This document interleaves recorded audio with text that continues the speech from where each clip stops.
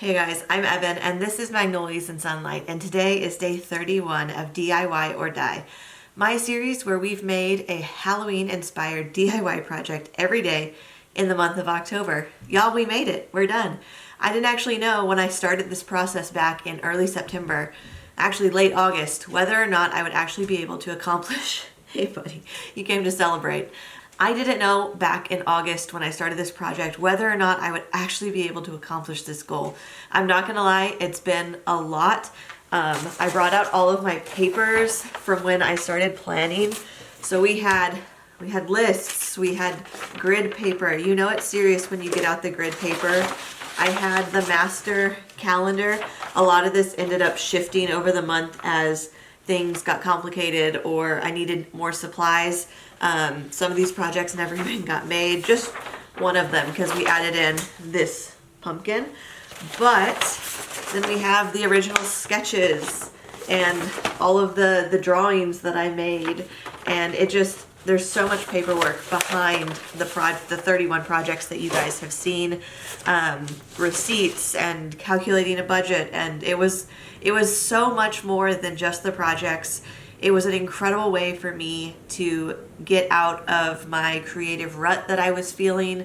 I have been happier this month than I've been in a very long time. The little things are not getting me down like they did. I feel like my anxiety's better, and I credit all of that to forcing the creativity out into the world, getting it out of your head and out into the world. So I highly recommend, maybe don't take on a 31-day video shorts, making the projects. It is a lot, I'll give you that. But force yourself to be a little creative every single day. My whole tagline for my blog when I created it was to spread some sunlight, and just spread some joy and happiness. And that goes for you too. So do something that's going to start making you feel creatively energized, because it really changes the game. And today we're going to make something that I've wanted to make in a long time. We're going to make some paper mache pumpkin pails. So I made some of these ahead of time. We're kind of going to like Rachel Ray cooking show do this, where I show you a step and then like movie magic. I'm ruining the magic here, but wow, it's already dry. And then we are going to paint them. And I figured as we paint them, I could give you guys a quick rundown of like the superlatives of the month. We'll go each video and I'll tell you something fun about each video, or like which ones were rough, which ones took the longest, which ones were the most expensive, that kind of thing. If you stuck along all month, you will enjoy that. If you've only popped in here and there, maybe it will entice you to go back and watch a video if you see something you like. They're all down in my links down below. There's a playlist with all of these videos. So let's dive in with some paper mache. Okay guys, so I have to be really, really honest here. I have watched a lot of paper mache videos in the last week or so because I thought I knew how to paper mache. I really did. I was very confident, and that is like the crafty person, the DIYer spirit, where it's like, oh, I can make that. I see most things and I'm like, oh, I could make that. My camera is tipping. Hold on, pause. But I am the kind of person who I'm like, no, I could totally renovate and build a house. I just need to figure out how to do it. So when I was like, oh, I can make some paper mache pumpkins, I'm gonna blow up a balloon, cut up some paper. There's a little bit more to it than that. And I haven't paper mached since I think 6th grade, when I made a giant Medusa head that was like literally an overblown balloon. It was freaking huge. It was painted the sickliest color cream, and it was all for an English class where we were doing Greek mythology. You may or may not care about this, but since it's our last video of the month, I'm gonna make it a little chatty. Anyway, we made that, and I am still to this day, I thought about this like in the middle of the night. I really hope my parents threw that away, because otherwise that's gonna be the worst jump scare, which is topical for Halloween, but it is gonna be the worst jump scare finding that thing up in the attic. My parents did keep a lot of my like creative school projects. I hope that one got trashed. Also because in my research, I found out that the flour and water method can grow mold and mildew. And if it's been in a San Antonio humid attic all summer for every summer since I was 11 years old, that is going to be one moldy Medusa. But that also brought me to paper, which was a really good thinking on my part because I didn't want to go out and buy newspaper. Sometimes I'll go get the Sunday New York Times for the book review, but I don't actually have a newspaper subscription. I have, though, been ordering a lot of stuff for all these like projects, and we've ended up with a lot of packing paper, which I've stuffed into this ThredUp box all month long. And I figured for the end, whenever I got to this project, that I could just use this paper. And I find out, watching some videos, that it's really good paper to use. So we're gonna shred a bunch of this, and then we're going to make these pumpkins. I have wanted one of these for a very long time. I want an authentic one. The problem is there's a lot of repros on the market, and the authentic ones are very, very expensive because obviously paper mache, paper gets messed up or they get crushed over the years. There's not as many of them as there once was. And now that the repros are on the market, it's really hard to tell the difference, and I'm worried I'm going to spend a lot of money on one that's not really old. So we're going to make our own. Okay, so obviously step one, you need a balloon. These are left over from a balloon arch that I did for a friend's birthday. We did all of the pink, silver, whites, blacks, and I left all of the orange out.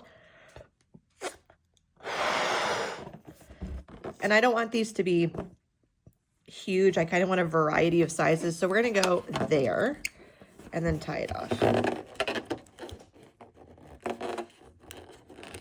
Okay. So now the option here, you could leave it like this, and I will probably leave this one the way it is. You can also attack it with some masking tape. So this is an option that I did where I rolled up some paper and tried to make kind of eyes and some little cheekbones and a little mouth. And we're gonna paper mache, leaving this and the eyes open and see if that works. Otherwise, you can, this one, I put a piece of tape here to kind of try and narrow it out because I wanted one that was like a tall, skinny pumpkin. And then this one, it's kind of hard to tell, but I taped basically like all the way around to try and create a pumpkin shape. And it worked a little bit. I don't want to say it worked well, but what I found when I jumped into this project after I had already, you know, covered these two in paper was that a lot of the people that are making these online are using paper mache. It's like a paste where it's all like ground up. The paper pulp is all ground up and then you can sculpt it. It's more like a paper clay situation. And then you can really sculpt the facial features on. I didn't do that. I had already gotten all of the stuff for this and it takes like 3 days for that to dry. So we don't have time for that. So we're gonna make this work. So I'm gonna try and cut a face into one of these using some scissors or a really sharp X-Acto knife. And then we can use one of these to just paint the face on top of. So we'll have some options. I probably can only paint these two today for the final reveal. But these ones are gonna show you the paper mache process. Again, I feel like we've all paper mached and maybe you don't need to see it, but we'll do a quick run through. So we have our paste that I made yesterday. As I was making this clip, the camera filled up, my storage filled up. So it is 1 part water to 1 part glue. And this is the glue that all of the paper mache people online said was the one you wanted. Again, I was doing a lot of research and found out that it can get kind of like the flour and water can grow mildew and mold, and it kind of grossed me out. So I decided just to use the Elmer's glue water method and it worked. So then you just take your strips, and I tried to soak a bunch of them and I didn't like that at all. So I think the dip one, stick it to your balloon, get another one was much better. It kept things from getting too soggy. And then you can also, like, I would do a couple and then I would put a dry one directly on top Let me see if I can replicate that for you right now. So then I would take a strip right out of my bucket and kind of put it on top and let it soak some of that up. You do want to layer. There's a few spots on the practice ones that I saw that maybe I didn't do enough layers. So we're gonna see how that works. It's kind of a chunky strip. Hopefully when we paint it, it won't be noticeable, but I don't want it to collapse either. And then obviously working to try and get the right texture, which I have found difficult, to avoid rippling because you're getting paper wet, so it wants to ripple, and try and get all your seams flat. Obviously this is more a project that I just wanted to accomplish and do and have these in my decor. I am not a paper mache artist by any means. If you want real genuine tips, I will link a few the videos that I watched to prepare for this down below. This one really is just, this is just for fun. This video is for me. Sometimes you need to do a project that's just for you. All right, checking back in. This is our, it's horrified. I don't know if the face is gonna work, but we're definitely gonna paint the face on the other one. And then we'll try and cut out a face on one of them, kind of like you would a normal pumpkin. So I'm just gonna, I've killed this whole bucket of scrap paper on this one. And then we're gonna go, I've been setting it like this in a vase so that it has air all around it. And that seems to have helped the drying process so that you don't get one like soggy bit. It's still round, so the water or the glue water will drip to the bottom, and you'll need to turn it in the vase so that the bottom doesn't stay super saturated. But that's how I have been drying these. All right, so I'm gonna try and very carefully pop this balloon. There we go. I kind of developed a little bit of a anxiety about balloons yesterday as I was masking taping them and like messing with them. They kept popping in my hands, and I think everyone has a healthy fear of balloons popping, right? Like it's just natural, but I don't like it. So I'm trying to do this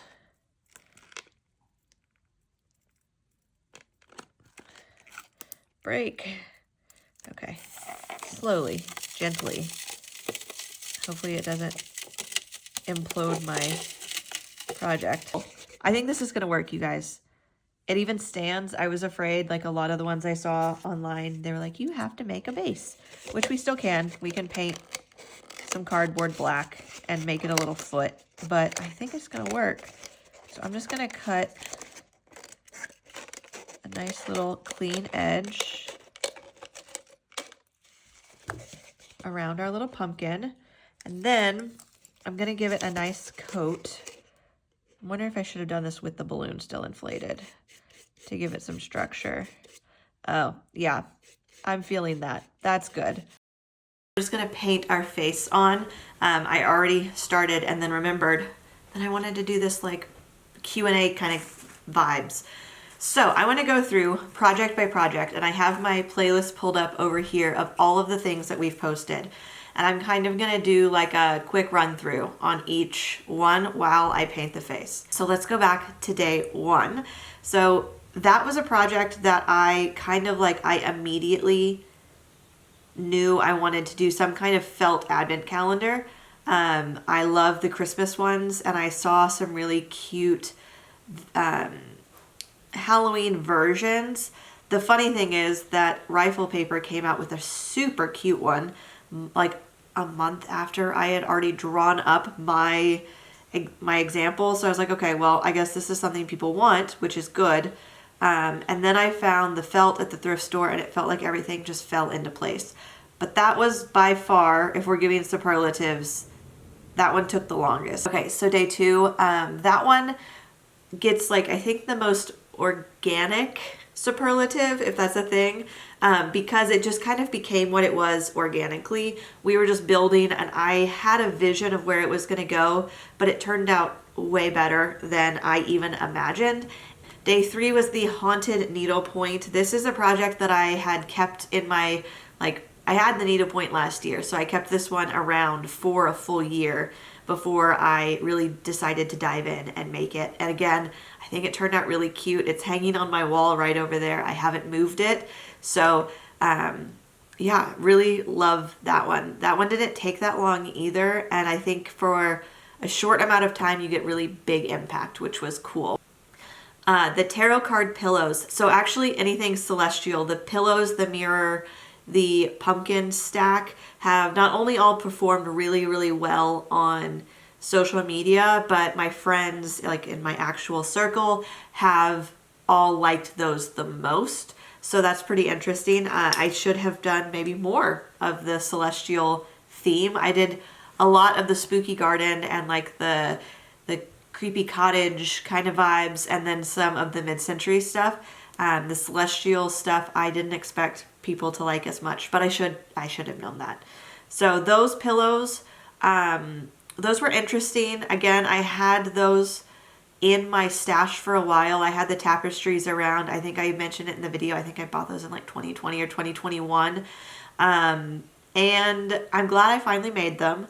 I would tweak the project a little bit because I wouldn't use the tapestries.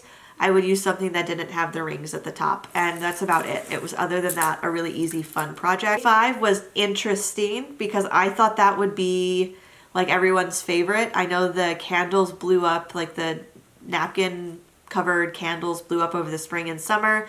I was excited to put them on pumpkins, and then the pressed flower ghost was, I think, just a really adorable idea, and it has since gotten some traction. It did not perform well online for many, many days, but it is eking up in one of the most viewed videos, which I think it should be. I think that was a really good project, and I was really, really happy with how the pumpkins turned out, especially cutting all the napkins out.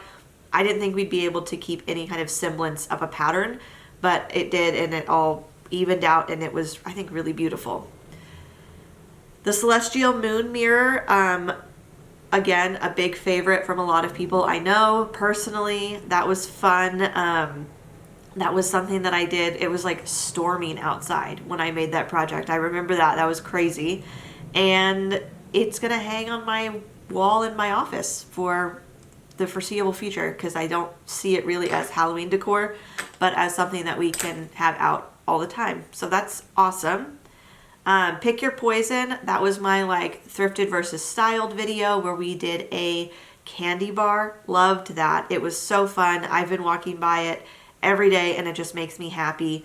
I thought we would do a Halloween party this year, but with everything going on, it just didn't happen. So that's definitely more of a thing that you want to do when you have guests over, and we just don't have that happening this year. Day 8 was the twinkling marquee sign made out of Amazon boxes. That one didn't perform too well on YouTube, like the whole video, but that short blew up, which was kind of cool. And by blew up, I mean small potatoes blew up, but it was the short that's been watched by far the most. So that was interesting to see. Another quick, easy one was day 9. We did the butterflies. That was something that kind of just, again, organically happened, playing with scrap paper and seeing where things would go. And people really like that one. I like it too. I think it's a really pretty piece. And again, could look cool in a library. You could put it on a wall somewhere. Next was the miniature haunted forest floor terrarium. I do think it's haunted. The bowl shattered in my hand. That was the superlative for that one is the one that caused me the most stress because I had glass everywhere, and I don't know. It was just wild. I'm surprised that I even did that project, honestly. Bloodiest for sure because I sliced my hand open on the glass, and most haunted. The ghost brooches / like pillow pins, so freaking cute. I have them and I just keep them like in a little envelope and I put them on things. I've been putting them on jackets and all kinds of stuff all month. It's been really fun. And we did those 2 ways. So you can make like the glitzy sequin version or the macrame version. The macrame ones look incredible on the green Sherpa pillow that I put them on. Very cute. The DIY light up floating ghosts, crazy easy project. that is like 100%, that is easiest project. Superlative goes to that one. It's so freaking simple that I felt stupid posting it. I was like, this isn't really a DIY. This should be a bonus project. But a friend of mine told me that she really appreciated that I was posting stuff like that and the ghost brooches, because it really was just kind of glue and go. And those are things that she could do with her kids. And I didn't think about it that way. Not everything has to be a super complicated DIY project.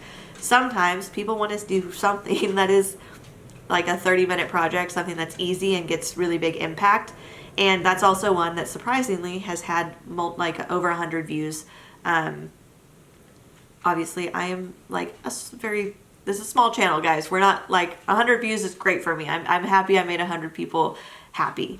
Then the Halloween tree, day 13, that was a wild one. I just kind of, I think, felt silly that week and just made a bunch of, that's definitely the silliest project for sure. 100%. Not only in the way I felt while I was making it, but in the product that came out of it. Silliest project. You can go and decide which crow character you are.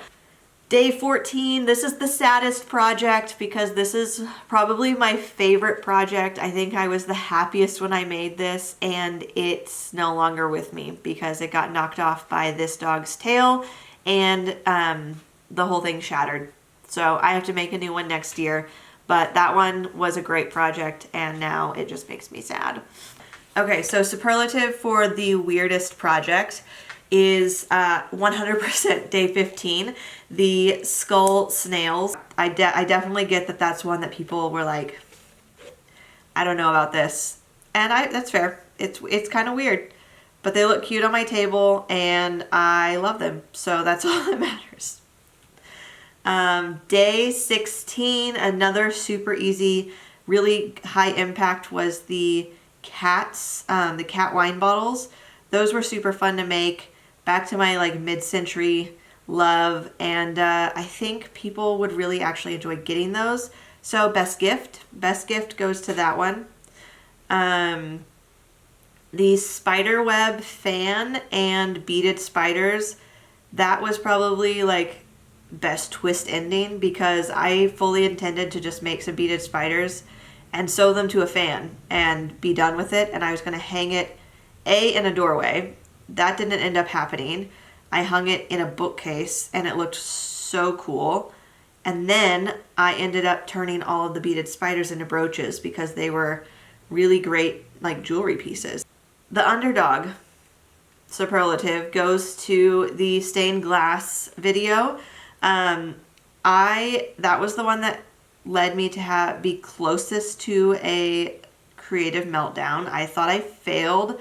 I actually filmed an entire clip about how I usually don't fail at craft projects because I try and plan them out so meticulously that there's not a lot of room for error, except that one just sent me, really. It was not good, and people love them anyway. So I learned, maybe that's the one, like the one where I learned a lesson. Basically being too hard on myself was the reality here, and it is currently the video that's been viewed the most on YouTube. So what do I know? I thought it was a fail. The web that I made in the like let's try this again portion of that video is by far one of my favorite things. It turned out really well, and if you make anything from that video, I actually recommend you just skip to the web because I really love that one. And the other ones I just feel saucy about. Okay, so most expensive project might be a surprise, but I think that was day 19, the mouse house, because I had to buy all the little miniatures and I had to buy the mice. The felted mice were kind of expensive. I think I used like Amazon points or something for those, so it wasn't out of pocket. But if you were to go and purchase all of those materials, even with the pumpkins being thrifted in that one, I still think that might be the priciest project. But it was super fun because I made that one for a friend and it turned out very adorable. People really enjoyed it. And I don't make cutesy things like that very often. So it was kind of fun to put my personal aesthetic aside and just let myself have fun making like a little cutesy diorama scene. That's very much something I would have done as a kid. And I think it's important to go back to like the kid in you sometimes. Day 20 was the start of my anthropology week. And that was such a fun project because I got to do, well, it's 6 projects. It's 3 days, 6 projects. But I'm just really, really happy with how each and every one of those turned out. I think those are the projects, well, I think those 6 are something that people would walk into your house and be like, where did you buy that? I think the cat lamp with the magnetic cat that I can swap out will be fun for upcoming holidays. I can continue to show you guys what we're swapping the little icon out for on the bottom of the lamp. I'm going to start looking for a turkey that I can paint gold, and then a Christmas tree that I can paint gold. And I want those to be thrifted because I'm still a little irked that the cat wasn't thrifted. I have kept my eye out because I was thinking, like, the second you make this and you use the online version of the online cat you bought, you're going to find a cat at the Goodwill. And I still haven't. So I guess I was wrong, and I'm glad that I just bought the cat because I wanted to get that project done. Snake pillow, big fan of the snake pillow. It's sitting on my couch. I thought I would take it downstairs, but I'm loving it, and it just, every time I see it, it makes me happy. The candle pins, awesome. Another really incredible, I mean, it's Halloween now, but if you wanted, you could make a boo basket for all of your like adult girlfriends. And you could do the candle charms, the ghost brooches. You could do a spider, like a beaded spider, and the wine, like a wine bottle with a cat. And you basically have a super adorable boo basket using DIYs just from this series. You could throw in some candles, obviously some snacks, but that would be, I think that would be so fun to replicate or to make a boo basket using only things from this series, and I should do that. Cottagecore quilted pillows, that might be the closest I feel to, I don't want to say a fail, because the blue and white one I absolutely love. The little ones, I wish I had made them larger. They're so cute. I don't know. I think I was in a hurry that day or in a mood or something, and that one just doesn't strike me as the best. I did wear the sweatshirt to an antiques festival and really enjoyed wearing the sweatshirt. So basically anything with the blue and white fabric was a win. The white ones, not so much. Oh, the banner's cute. I do really like the banner. And that's another thing you could add to the boo basket if you wanted to. You could make one of those little banner pieces and use it kind of like an ornament on the edge of the basket. That'd be very, very cute. Day 24 was the mushroom skull. That turned out better than I could have imagined. It was my first time working with paper clay. There was a learning curve, but I think it was manageable. And I think it turned out literally just like the drawing that I had made back in August. Surprise, biggest surprise, the tiny witch coven. I was sad because I lost a clip of footage in that video, and it really kind of sent me a little bit because I was like, oh my god, they're not going to know how to do this. But I just added some text and it seems to be fine. That one also has done like one of the, I think it's the second most viewed video on of this series. So that one people really liked. I think it's cute. I did post a video yesterday on my Instagram. Something in the neighborhood, a wild animal, has attacked them. It like got in a fight with them in the middle of the night, and I have no idea what it was. I'm assuming it was one of the neighborhood foxes, but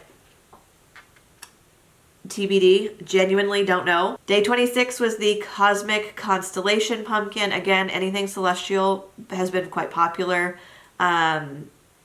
The day 27, the glam chandelier pumpkin, which is behind me. This was the last minute add-on, and I think it's really cute. Not necessarily my mid-century style, but I like the way that it shines and sparkles. So definitely the most like glamorous. That's its superlative. Day 28 was the no-sew giant velvet bow. That one's just fun. It's silly. And I love that project because it's probably the most versatile. You can make that using so many colors. I said, like in the video, you could do plaid and like a red velvet underneath for like a really pretty, what is the Ralph Lauren holiday that everyone's doing. You could just do a classic red and green. You could do gold, like a really luxury mustardy gold bow. Those would all be stunning for Christmas. White with a gold backing, white with a silver backing. You could do something like that for Hanukkah and put a menorah underneath it. It would be so pretty in a navy with a gold. Then you could do the same thing for Easter. You could do a silver one, like glitter silver for New Year's, pink pastels for Easter. The options are honestly limitless depending on what fabric you can find, and the same steps would apply. So fun, and I want to make another one for Christmas, but I'm trying to figure out how I'm going to store all this stuff. Day 29 is definitely, I think it's the cutest project. We made some little mushrooms with freckles. Love them. They are so stinking cute. And I think those are something that you could keep out again. I thought I mentioned this in the video, but then when I watched it back, it was a part that got cut. You could leave those out for Thanksgiving 100%. It's like where Halloween and fall decor meet. And you could put some more mushrooms around them. You could put like a fake pheasant or a quail or something around them and do kind of like a foresty fall theme for Thanksgiving. You could put a bunch of mercury glass ornaments underneath them and keep them out for the holidays. You could tie a bow around them.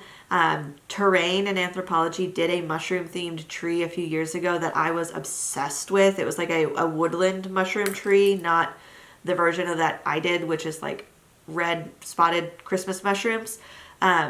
I put a picture of that in one of the mushroom videos.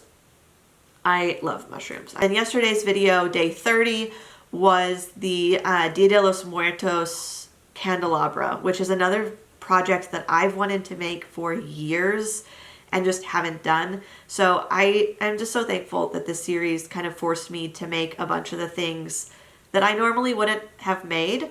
And I think it's a stunning, beautiful project. So that brings us to today, and we need to finish this up. That was 20 minutes of talking, so I'm gonna have to figure out how to trim that down. But this is where we're at with our paint jobs.